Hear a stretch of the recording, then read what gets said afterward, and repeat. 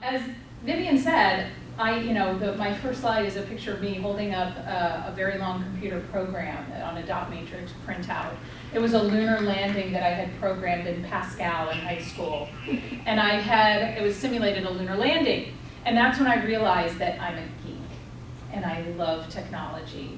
And I'm not unapologetically, love what technology can do, love the power of it, which is why I went back. And I just got my master's in machine learning last December. And I did it in 16 months. In hindsight, would I ever do that again? Oh, hell no, not while holding down a full-time job. But I figured in the beginning of COVID, things were kind of quiet because we were helping startups and it was nice and quiet. I'm like, oh, I'm kind of bored, what am I gonna do? Oh, University of Maryland has a master's in machine learning, let me try that. I'm really curious, and I'll tell you why I did that. It was because machine learning AI is everywhere. And I wanted, one, be able to look at the startups and say, yes, we're AI enabled, and go, really? Let me ask you a couple questions about that, because I'm not sure that you mean what you think you mean. But then also to make sure that the way that we're training our models is inclusive. Because I had a hunch from, look at you, there you go. I think something was just loose. There you go. Thanks. So that's my confession, I'm a geek. Thank Yes, you. that's a dot matrix printer. You guys have never seen one, I'm sure of it. But that is a printout in my hand. I'm standing on a chair even, that's how long it was. That was a big deal back then, right? So anyway, so I have learned to embrace my geekdom. It's now a little more chic, not necessarily for girls, but I'm working on that. That's always been something I wanted to work on, is how do you make geek a little more chic for girls and for people who aren't traditionally represented in what you see in technology.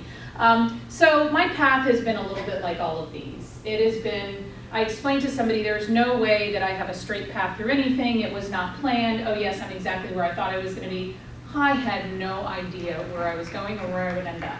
So if you don't know where you're going, or even if you do, please rest assured it's probably going to look like that, and it's all good. Everybody's probably looks like that. Even if they pretend like it's, oh yeah, no, I always knew I was going to do this, and this is exactly what I've done. Said no one ever, unless they're lying. So my underlying theme that you're going to see about taking risks, because that was part of what I was taking about, is that you have to get out of your comfort zone. And if you're always comfortable, then you're not going to progress and grow. That may be okay for you. You do you. But if you really want to kind of move forward in your life and really experience and the gifts and develop as a human being and grow, you're going to be uncomfortable because the result of growth is discomfort. So I'll just say that. So I'm going to go through a couple of highlights of my journey. I actually have some Activate pictures in here, Dave. You'll appreciate that. And just talk about some of the things that I learned along the line. And if you have any questions as I'm going through, please stop me. Or, how did you handle this, or did you encounter this? Like I said, I want you to get out of this what you need, so don't let me blather on. Just interrupt me. It's okay, because I could probably interrupt myself anyway. So one of the first things that I discovered early in my career is imposter syndrome. Have you guys ever heard, you've heard of that, right? Have you ever experienced that? Where you're like, I don't deserve to be here, what am I doing here? Well, I walked into, so my first job out of college was IBM, and back then you thought you were going to get a job with IBM and you were going to stay there your entire career. That did not happen, but I walked into, this is the Imes company, if you've ever heard of, oh, why is that coming up right now? I don't know. If you've ever heard of the Imes company, they make pet food. I walked into the Imes company, one of the marketing reps, that tall, useless guy. See, I'm holding the bag and he has his hand on it, so he's taking credit for my holding the bag. He's the marketing rep, and he brought me into this client, and this gentleman next to him was the client, and he was probably 20 years older than I was. And I walked in, and he looked at me, and I was probably a year or two older than most. I was like 23, 24, and we wanted to redo their plant floor system, and I walked in, and he looked at me, and he looked at the marketing rep, he goes, what is she doing here? He literally said that. He said, what is she doing here? And it was that moment of, what am I doing here? And then I was like, well, I'm here because the design that I saw that somebody gave you for your plant floor system isn't going to work, and I think I can help you. And so it was kind of being bold a little bit. It's like, well, what have I got to lose? He already thinks I'm an idiot. So, and just you guys are all already way better dressed than I was. So, don't listen to your parents when they try to dress you. That's the other lesson. But you know, the response is really to just not pay attention to this. People say stupid things all the time. So I know it's hard sometimes to ignore the obstacles, but I think that's what a lot of entrepreneurs do, right? We get a lot of barriers thrown in our way in our companies and in our life all the time. And most successful entrepreneurs that I know, they find a way over, under, through, around, or they pivot to a new path. But they get around the obstacles and you figure out a way. So then when I left IBM, or when I was working for the IBM company, I actually had my own company. And so, you know, this was a risk of bad haircuts. Yes, that's me in the stripes. That's my company at one point, Applied Creative Technologies. We had, our tagline was turning plant floor data into actionable information. We were a big data company, analytics before it was called that, right? So we worked in manufacturing. And so that was my company. And I was there for 10 years. And about 8 years into it, so it was manufacturing systems software. I was the programmer for the first release of our software. Procter & Gamble, the IMS company, was our client, right? It was a great gig. But about 8 years into it, I was like, is this really what I want to do with my life? I wasn't having fun anymore. And I don't know about you, but fun is a really important part of my life and of my work. And I don't think they have to be separate. I think that if there's not something that you're enjoying about the work, maybe you're in the wrong place. But the good news is, you know, I really had that thought. It's like, is this really what I want to do for the rest of my life? But the good news is, it's just part of your journey. You don't have to stay there. I started thinking about, all right, I had this great 10-year run. We were able to sell our company to another firm. So we had built something of value. But it didn't mean that I was married to it or that I was stuck to it. And I think probably your generation sees that more than we did, certainly growing up. It was more about, you know, you really gotta, you know, you stick with something for, how long were you with Northrop Grumman? 25 years. A long time. 20 plus years, yeah. I mean, but that was more of the norm back then. But it's all part of the journey. And so you look at, yeah. I was gonna ask, like, since it was your company, so how hard was it to like let it go and sell it? Very hard. In fact, it's the last chapter of my book is called Letting Go, because it's like a child when you send your child off to college and you know, you kind of let that go. It was very hard. In fact, I'll tell a somewhat embarrassing but funny story.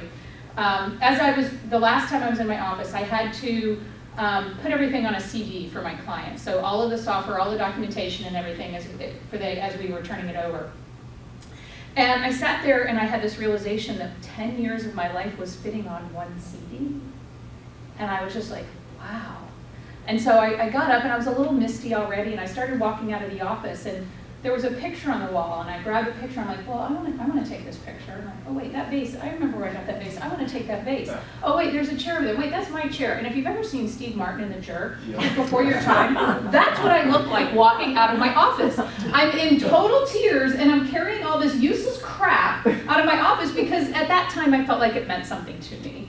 So yes, it's very hard, it's very emotional, and that's what keeps many entrepreneurs from deciding when to walk away.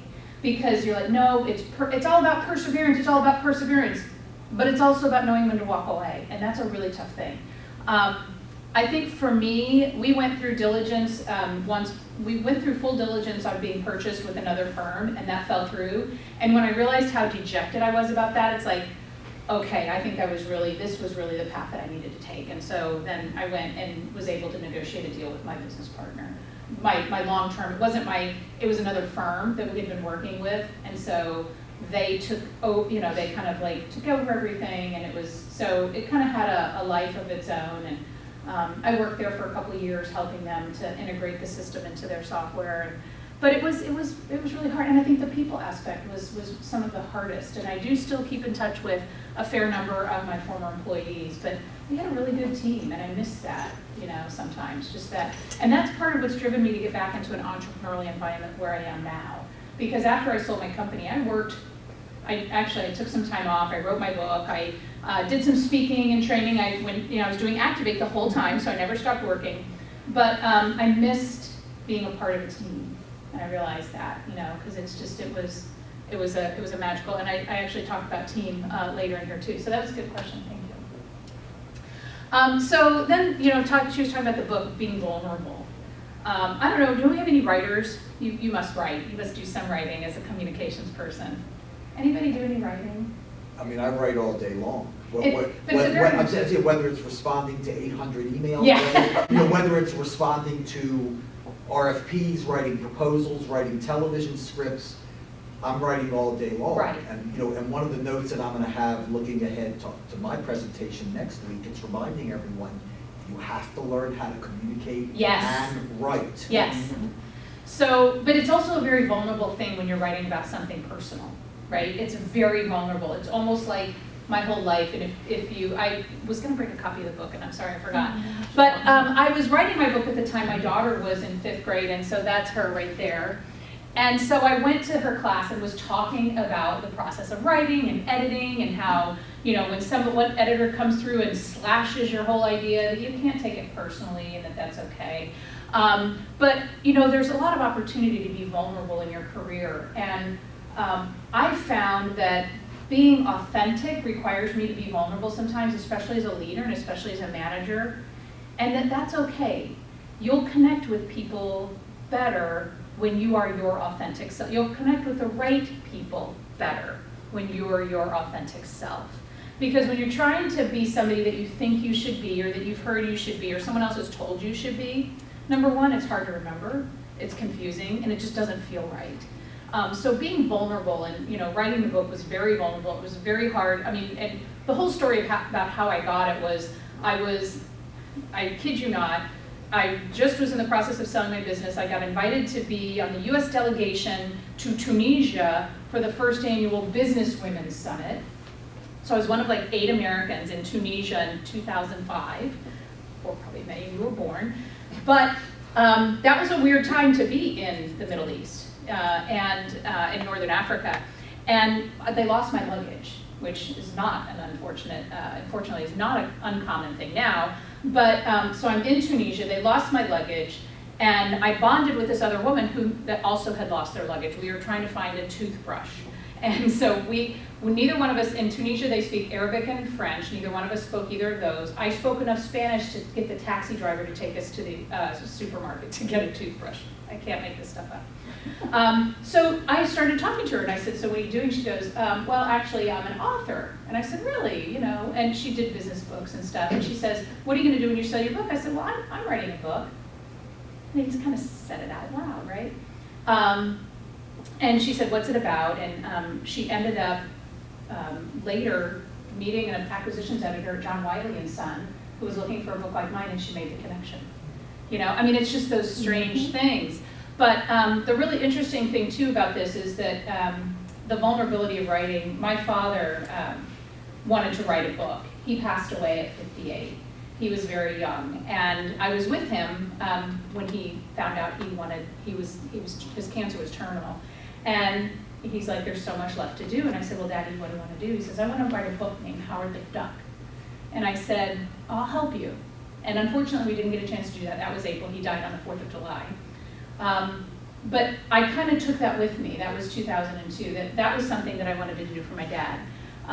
So just really quick, something magical happens when you say it out loud. So I told this woman, I'm going to do this book. And then she found the acquisitions editor. But the really interesting thing about the connections, though, is that John Wiley sent me so it was a really quick turnaround. I had to have I got the contract in my advance in July. I had to have them the manuscript by September. So to write that much, it's a lot. And I had a few chapters and a bunch of ideas in place. And I interviewed a number of UMBC entrepreneurs. Paul Silber's in there. Mm-hmm. I bet, David, your name's even in there somewhere. Because I probably do talk about Activate. But anyway, so they sent me the cover of the book. And if you look closely, there's a duck. Now, my story about my dad was not in the book. I said, what made you do a duck on the cover? Like, I hadn't told that story to anybody, that he wanted to write about Howard the Duck. And she said, oh, well, it's a toy that's not neither female or male. We just thought it was good. I mean, so it's amazing how it's all connected. It really is all connected.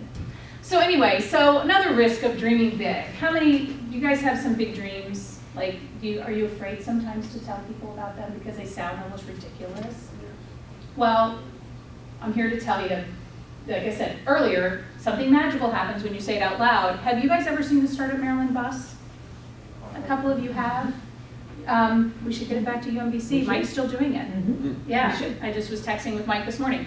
So I was a co-chair of something called Startup Maryland back in 2012. We were trying to get more entrepreneurs connected with resources, because back then there weren't, I mean, you had the Entrepreneurship Center, but getting the entrepreneurs connected with them, it just, the connectivity wasn't there. We didn't have the social media that you have today to connect everybody, right?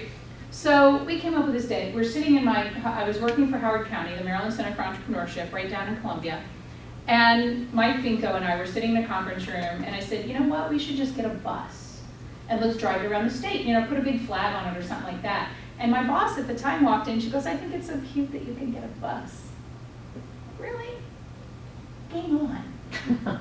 Game on. So we did. We found a bus company that leased us the bus. They let us cover it. We raised money to get it covered. Ended up Kevin Plank, that's Kevin Plank down there, and Scott Case, who's a co-founder of Priceline. He was a big part of Startup America, and so it was huge. And in fact, we got invited to speak at the White House. So that's me with a couple of Maryland entrepreneurs speaking at the India Treaty Room at the White House. So it opened up all kinds of doors for thinking big. And so the answer is, instead of just thinking big, you got to think about possibilities. How can you make this happen? Like, what are the steps that you need to take? What are the barriers? And watch what that sparks in others. So have you guys heard of the Rise of the Rest, Steve Case's bus that he takes around the country? He's now put maybe $1 billion into entrepreneurs across the country, including Baltimore. So he was the founder of AOL back in the day. You guys don't remember AOL, but you've probably heard of it as one of the original kind of internet, the way to get on the internet. Well, Steve was involved with Startup America. He saw our bus, and he used our bus as the template for his Rise of the Rest. So, we gave some platform to entrepreneurs. We did a great job, but we sparked something that was way bigger than us. And I'm very proud of that, and I actually do have him on video giving us attribution for starting that. So, and he's actually coming out with a book right now called Rise of the Rest. I think it's being released this week. So, if you have a chance to go hear Steve speak. Yes? You said something about dreaming big. But sometimes when you dream big, you don't really know where to start. So how do you know where to start? How do you eat an elephant? One bite at a time. Sometimes you just have to start small. I would say that this is where it's good to use mentors and advisors and to tell them your idea and help to start breaking it down. All right, to be able to do something this big, what are the pieces of that? I think it's, I'm an oral processor, so I think out loud. Figure out for you how you best kind of brainstorm with others. If it's, finding a trusted group of mentors, I think the Entrepreneurship Center that they have here, even the Small Business Development Center, some of the programs that they have that are free, you can come and you can just start talking about your idea in a place where you feel safe. That's, I think, an important piece, that somebody's not gonna look at you and go, well, that's stupid. They can help ask really intelligent questions to say, well, tell me why, what's the why behind that? So a lot of times you can look at this is what I wanna do. If you peel back why are you trying to do that? What are you really trying to accomplish? There might be other ways to get there that might be easier, or kind of places to start. Okay, well, you can get here, then that might put you on your way there. Or you might totally find something else to pivot that still achieves your objective and wasn't anything that you thought you wanted to do, which is a very big theme of my career. You just end up doing things or just taking up and following the thread and taking a step. You can't correct your direction if you're not moving.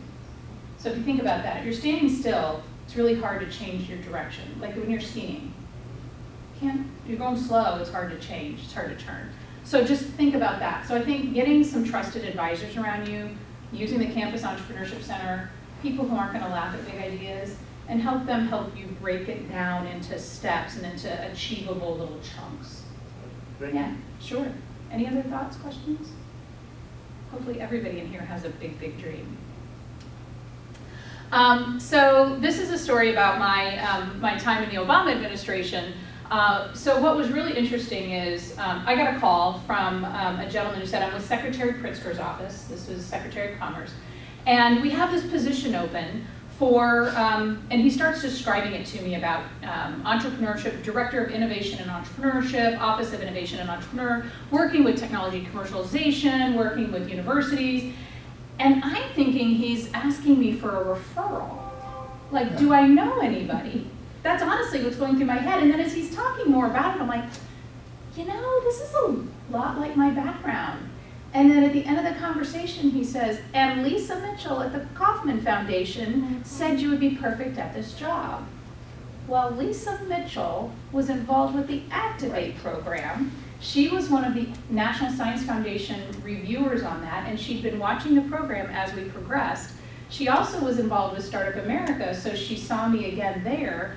So this person with whom I've maybe had 3 conversations with was watching my career and recommended me to the Department of Commerce for this political appointment. So you just never know, right? So I actually they called me and they said, can you come in tomorrow? Well, I was out of town. I said, I can come in on Friday because I was going to DC anyway for trapeze lessons. Again, can't make this stuff up. If you haven't been there, it's really cool. The Trapeze School of New York is in DC. I was on my way to trapeze lessons, so I said, oh, I'll stop by Commerce for an interview. Yeah. And through the course of the interview, I started hearing words like workforce development and policy, and those were 2 things that I really didn't have any experience with at the time. And I left the interview, I remember walking into the interview so excited because I felt like this was my job. And I left the interview with the opposite feeling. I'm like, wow, this is more about workforce development. I don't know anything about policy. Imposter syndrome, I'm just not sure that this is my job. And I can remember very distinctly going down the elevator with the blue carpet with the Department of Commerce logo on it, completely dejected. Like, wow, I really thought this was my next thing. So as I'm driving, and it's probably 3 miles in DC, but it takes, 20 minutes. So as I'm driving over to my lesson, I'm like, wow, I wonder if there's a way that I could make this work. Not by bending knee, but by asking them about the position. And so I penned this email when I got literally in between getting on the trapeze. I was writing this email to say, thank you so much for your time. If this is what I understand about the job, I'm not sure I'm the right person for this. However, if these are the things that you would be interested in or that we could focus on, then let's continue talking. And that was a huge risk, right? Because I just said, I'm not the person if this is what you want, because I wasn't. And I would have been miserable in that job. But I said, if you can do it this way, if there's some things like here, and it was more around entrepreneurial mindset, and then she replied back like within 10 minutes and she said, yes, let's keep talking. Right? But had I gone forward with something that didn't feel authentic, so the answer is, make it yours. So how can you? Think in ways of like, how can this be something that I could do? And you'd be surprised that people you're talking to might be, yeah, actually we could use that, or that is part of the job. So not taking it at face value and seeing how you might be able to make it yours, and then really watch what unfolds, because I actually had to take a pay cut to take this job, and I've done that a couple times in my career, and I will tell you it is not a step back. It is actually a leap forward. You just have to really look at it that way. And so I got to go, this one is at the Vermont State House. I'm speaking in the Vermont State House. This is in the Library of Congress. This is, actually she's the current head of the EDA, Alejandra, became a very good friend. And it was just incredible opportunities that I got to have. I got to go to Camp David. I was a part of the White House leadership, so got to get a personal tour by the Chief of Staff of the White House with my team. And I got to speak, this is in the White House at the Makers Faire. I got to go speak a number of times at the White House.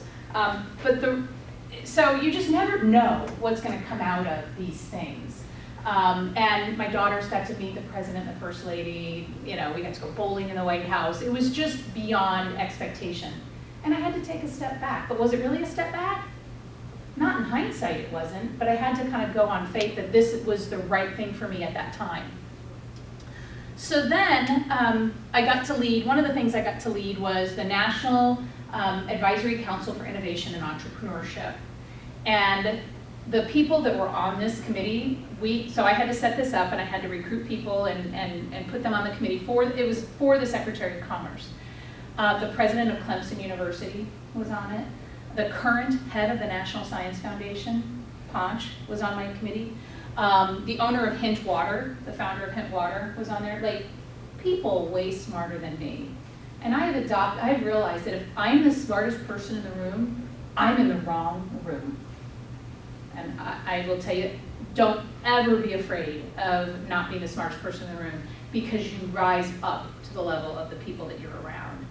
And it was an honor to and it was one of the hardest things I've ever done, is to facilitate a group of type A leaders in different industries and academia. And I would leave an 8-hour meeting that I was facilitating absolutely exhausted. And I'm an extrovert. It takes a lot to exhaust me. But I was absolutely exhausted at the end of these meetings. There's Ponch right there. That's the head of the National Science Foundation now. That's the president of Clemson. But UMBC grad. who is it? UMBC grad, right? Oh yeah, he's a huge, Jim Clemens is a huge, he used to be a dean at Towson, I think, too. That's a good point, I forgot about that. Yeah, he's a great guy, by the way. Not quite a Freeman Habrowski, but I don't think anybody's a Freeman Habrowski. I had to follow him once in a speaking engagement. Don't ever follow Freeman Habrowski at a speaking engagement. I will just say that. So, risking being the smartest person in the room, this is where you start to leverage influence, figuring out how to help other people come together. That's a huge skill, not only just as a manager, as a leader, but just in your life. Like, how do you help influence behavior as opposed to being an autocratic, kind of just dictator, right? That doesn't work anymore. So, and just really prepare to learn, and don't be afraid to say, I don't know, or, I was wrong, thank you for correcting me, right? That's one of the things I think we're taught to, especially the way education is right now, there's a right and a wrong way to do it. But it's okay to be wrong if you own it and you correct it quickly, So don't be afraid to leverage your influence, and you'll learn along the way. So this was another opportunity that came to me while I was in commerce and scared the crap out of me. And in fact, almost everything that I've done has been worthwhile. In the very beginning has a little bit of fear to it because it's stretching and out of that comfort zone, right? So I got another call from somebody on Secretary Pritzker's staff, and this one happened to be in China. And I said, I'm sorry, you have the wrong number. Not really. And I said, I don't know anything about policy, Jeff. This was, again, and it was really kind of scary. And he said, look, I do know policy, I'll mentor you on this. You know how to build entrepreneurial ecosystems, you know entrepreneurship, you know intellectual property, you're the subject matter expert, I can be the policy expert, we'll do this together. I'm like, okay, you promise? Yes. So I jump into this, and I'm leading a task force across 70 people across the US government, including the White House, Department of State, Department of Defense. And I can tell you I almost threw up before my first meeting, because I was just like, what if these people, it was scary. I didn't want to start a third world war. I did not want to start a trade war with China. But, so I got to go, the first time that I went to China that year, I went 3 times that year, Jeff and I sat at the negotiating table together, and we had the little thing that said the United States in front of it, and he asked some questions, and I was starting to learn what I needed to do. And then the second time I went back, I was by myself with the United States thing there. I had to put it up when I had to speak. And there was one moment, I had very clear instructions about keeping intellectual property out of our documents, right? Because this was not the forum. We don't agree with a lot of foreign countries on intellectual property protection. So I was just to keep that out. And so the Chinese government was trying to push something around intellectual property. And I had to say, I'm sorry, the US cannot agree to that. And there was 20 seconds of silence after I said that. And that fear is just like, oh my God, what did I just do? What's gonna happen? And that 20 seconds seemed like a lifetime. And then it was finally, the Germans said, we concur with the US, and the UK had said, we concur with the US, and the Brits, are Australians. And I was sitting next to the guy from Hungary, I think, and or Turkey. We didn't see eye to eye, but we were very friendly. But it was just one of those moments of, kind of understanding what was my objective, what was I told to do, and being brave enough to say something. Because I was the only person there at the table for the US. And speaking on behalf of the US, I'm like, you sure about that?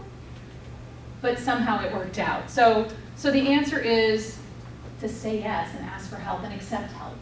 Asking for help is not a sign of weakness. Asking questions is not a sign of weakness. In fact, it's what makes you strong. What helps you, I know, like when I have my staff who ask me questions or ask for clarification, I know that they care, I know that they're paying attention, and I know that they want to get it right. So otherwise, rather than making assumptions and moving forward. So that was an incredible, and then I got to facilitate a session at the World Economic Forum in Tianjin, China, which was just, again, these things that you just don't expect.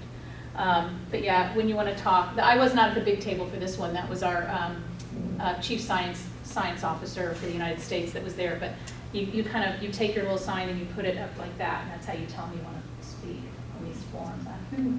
Who knew? So then when I was coming out, it was a political appointment, so I had to leave on January 20th of 2017 at noon, by the way. They told us we had to have everything, at noon. So I knew I had to leave. And I didn't know I wanted to be in government. So people would say, well, what do you want to do next? I'm like, I don't know. I didn't know I wanted to do this. But I'm pretty sure I don't want to work in academia. So guess what my next job was? Of course. Working in academia. So I was sure that I didn't want to do that. And there are some aspects of it that I'm pretty sure that the culture that I'm used to is not the academic culture.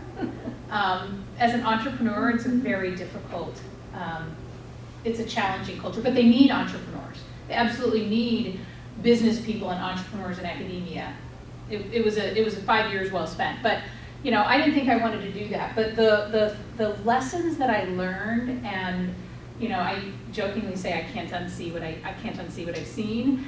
You just have to follow the thread. And so when I got into the interview, unlike the commerce one, it was actually more interesting than I thought, and I was more excited about it than I thought I would be. But I wouldn't have known that if I hadn't gone to the interview. I would have never known that this was something that I wanted to do, because on first blush I was like, no, that's not me.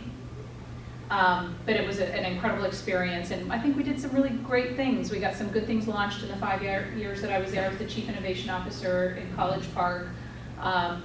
We created the Quantum Startup Foundry. I brought on Stan Smith, who is our venture investor. We've got a fund that we're investing. We were part of the launch of the Momentum Fund, the Maryland Momentum Fund, which I'm sure the Entrepreneurship Center can tell you all about. There's money for your businesses. But anyway, you think about what you don't want, but be more open-minded than that, because you just don't know. Follow the thread. And maybe I'd gone to that interview and decided I still didn't want that job, but there might have been somebody there that I was talking to that would have another opportunity. There's different threads that connect throughout your career and your life that you just don't know. So I showed up, I brought it all. I said, if I'm going to be here, I'm going to give it all. And I ended up getting the job, and like I said, it was a great job. It's a great institution. It's no UMBC, but so now I guess I am a Turk grad as of December. But so opportunities to pay it forward. So I talked about risks. There's some opportunities. I don't do anything expecting a return. What I do expect is I hope that someone pays it forward. And so Activate, that's the program that Vivian and David and I and Stephen Auville, who works now for the state at TEDCO. David actually and Stephen put it together. I was lucky to come in after they had gotten the grant to be one of the first instructors.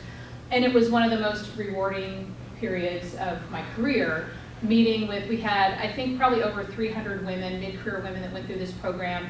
We taught entrepreneurship. We had a really good rate of startups. I don't know, a couple of them have done really, really well. And I still keep in touch with a lot of these folks. And so it was just, paying it forward. This is actually the program in Texas. So I did go to the program in Texas. Those are Activate Women from Texas. And then I'm also, just took over as the chair of the board for the Girl Scouts of Central Maryland. So Girl Scouts of Central Maryland, I know. In addition, I thought about it carefully because of my new job, but we had just, we're building out a new camp down in Anne Arundel County. I've been on the board for 9 years, and part of the reason I wanted to do that is to really bring leadership programs to girls. While I haven't had any of my jobs, well, that's not true. I worked for the Women Presidents Organization and WeBank, so I have done work in empowering women entrepreneurs, and Activate absolutely was about empowering women entrepreneurs. But I wanted to help inspire the next generation to STEM and to leadership, and I just love everything that the Girl Scouts teach about confidence and leadership, and I wanted to be a part of that change, you know. So paying it forward is really important, and trust me, it comes back. Maybe not to you, but it comes back in spades. Being a part of a team, I talked about team. I loved my teams. This was our team at Commerce. He now leads all the regions. He leads my old office. There's just, you know, these people go out and if you're with incredible people, they go out and do incredible things. This was our NACI group, actually, on the steps of the EEOB, the Eisenhower Executive Office Building. And then they do fun things. Like if you're with the right people, they do the fun things. So when I was at Maryland Center for Entrepreneurship, and I got the call to go be a Fed, you know, they were all making fun of me about the red tapes of, oh, you're gonna go be one of the government things. So they put my office in red tape. This was one of the funniest darn things. I laughed so hard. Literally, even my stapler is wrapped in red tape. It was very, very well done. But you know, just having fun and finding your tribe. And so then this is my Commerce group, my Office of Innovation and Entrepreneurship. That's what they put behind my desk on my first anniversary at Commerce. It is literally a fat head of the Incredible Hulk. They put the red tape there. And that is still in the halls of Commerce. So you know, finding people again and making sure that it's fun is really important. And so then another opportunity is to never stop learning. You think just because you're getting your degree you're done learning? You're just getting started. Anybody that, you know, thinks that they don't have anything left to learn is just, you know, they're delusional. That's when you retire, when you think you know it all. There's always something new. Or you're just exhausted. There's some exhaustion to it too. And so I was not looking to leave the University of Maryland. Do we have anybody that ever did the first robotics competitions? Anybody ever do that? Hear of that? The first robotics competitions, Lego robotics competitions? No? Well, how about the Segway? You've seen the Segway. What a Segway is? You know, those little things? Segway, yeah. Yeah, Segway, you know, that you ride. So my boss is the guy who invented that. I had a chance meeting with him for something else. He also founded FIRST 30 years ago, which is a national robotics competition, which is getting kids everything from K to 12 in these robotic competitions. He's never graduated college. He's one of these brilliant, brilliant individuals. He invented the first portable insulin pump when he was 19 out of his basement because his brother is a pediatrician, found a need for it. He has over 1,000 patents. I mean, he's literally, to sit and watch this man's brain work is amazing. So he was part of an $80 million grant that they got from the Department of Defense to stand up the Advanced Regenerative Manufacturing Institute. So what regenerative is, it's teaching your cells, tissues, and organs to regenerate. So it's basically building cells, tissues, and building organs for transplant. I didn't know anything about this. Is our tissue foundry. Literally, what you do is on this side, you put stem cells in that you harvest from people.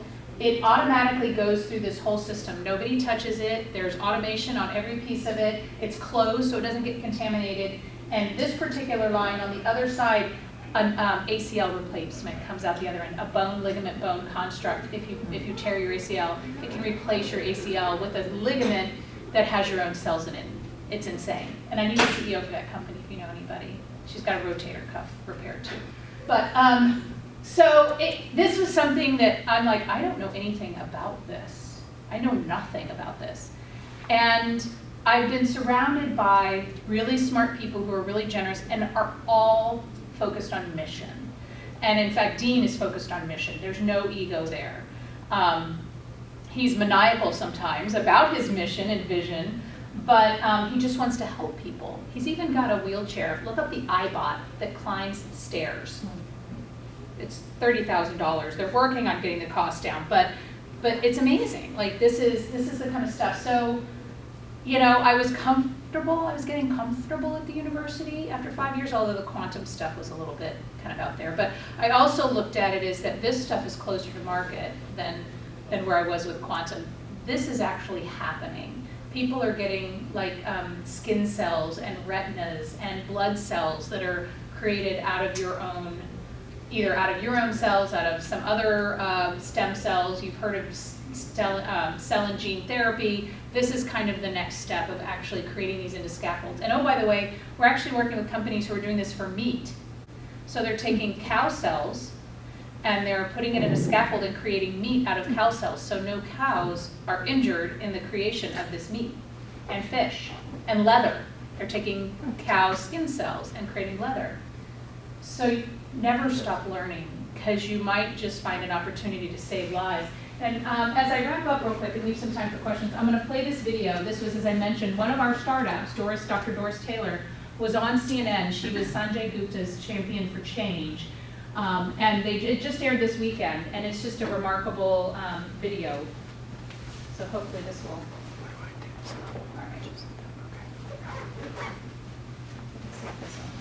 Let's see if we can get that. Oh, no, that's not what I wanted. Okay, that's just the ad. But we don't have sound. So let me, because I'm assuming there's sound on that. Let me see. Okay, that's an actual heart that Doris created. Let me see if I can. Maybe that's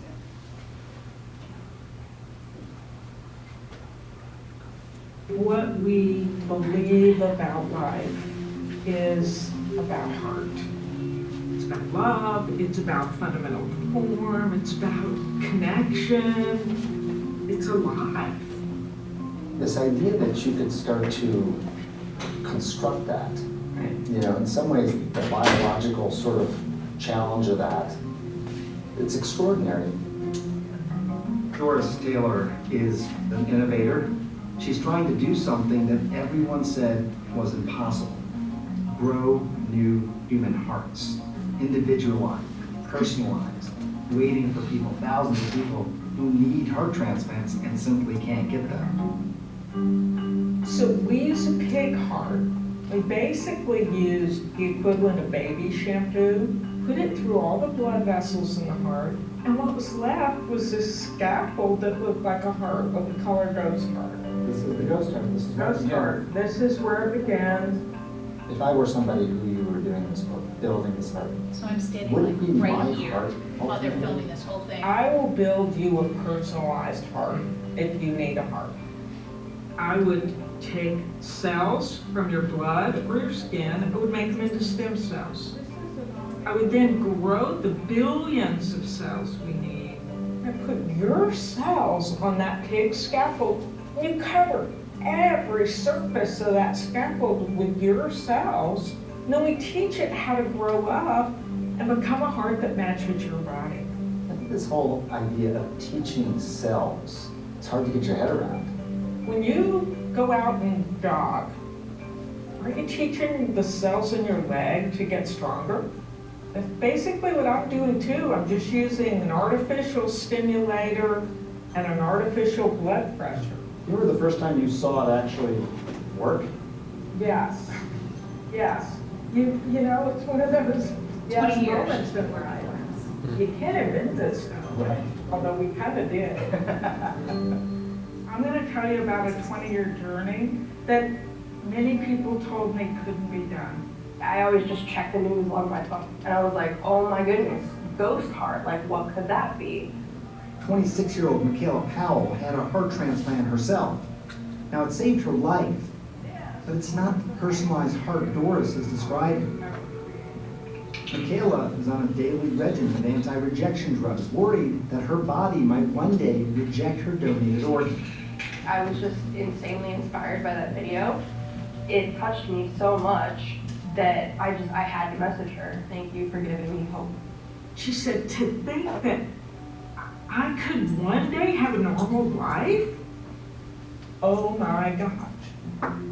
Oftentimes, we don't hear the story behind the story. To really understand the people who make these developments Can happen, I say one other thing? that's a story that's not often told. As an LGBTQ girl who grew up in Mississippi, who got kicked out of college actually for being gay, I would have never thought I'd be standing on this stage doing something like this. Can you imagine that? She was told, not only can you not pursue your scientific dreams, we're not even going to give you a degree, a solution to one of the biggest problems in the world. Almost didn't happen because of who she is.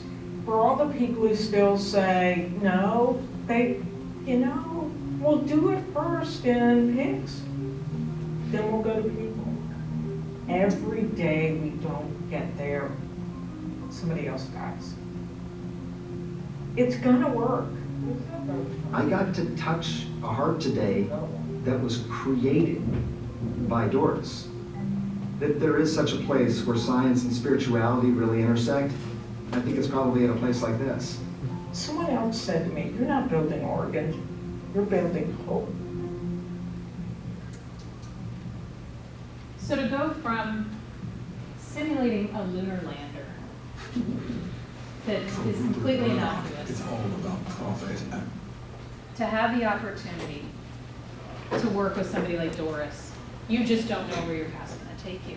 So, you just never know, so follow the thread and keep it there.